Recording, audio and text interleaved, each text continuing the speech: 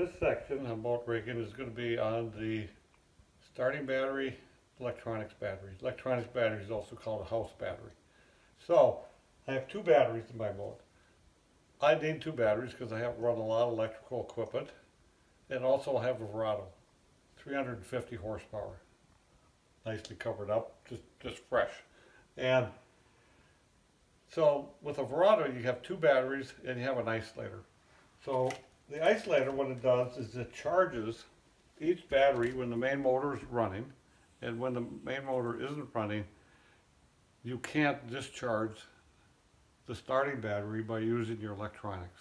Because I have all the boat electronics on the house battery, and only wires connected to the Verado battery, which is a starting battery.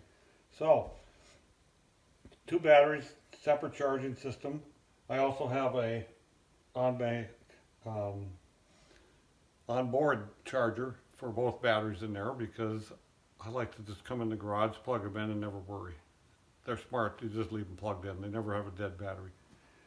Even if you accidentally turn the switch on something and forget it on, and then you come back in a week and your battery's dead, if you have it on the battery charger, no problem. You've all done that. So the next thing is that I have too many connections to the terminal. There's a limit how many you can put on there. And so I have a terminal expansion plate here, and I can have all these wires not piled on top of each other, which you can't do in one post. You just start following the boat rules.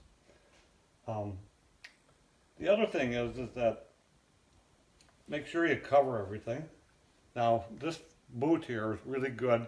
You put it on the positive. You don't have to worry about the negative because the boat is grounded to negative, so you don't have to worry about touching the boat into the negative post. But the positive one needs to be covered. This works good on my Verado battery.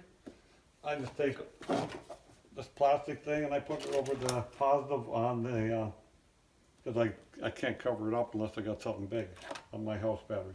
Now, my house battery provides power to the entire boat. All my electronics, the pumps, the gauges, and you know there's lots of pumps in this boat. Crestliner uses two 8-gauge wires to run it up to the master switch, which is amazing. Older boats don't have that, or if your boat doesn't, you sometimes have trouble with power to your electronics. You got a 12-inch screen, or a 10-inch screen, or two 9-inch screens, or whatever, and you got them on, and you got a live well full of fish, and you're pumping water, and you can make that battery run down. So, good thick wire works better than thin wire.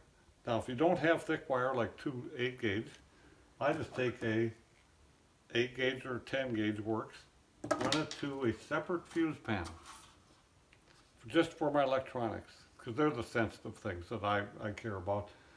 And so I run that up there. This is all fused, really nice.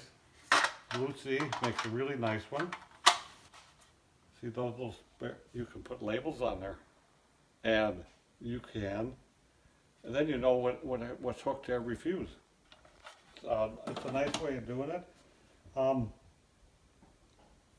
So, for you people that already have done your rigging, first thing you need to do is go plug in a battery charger. If your batteries haven't been charged, you don't want to go to the landing and hear the click. So, go fishing. The clock is ticking.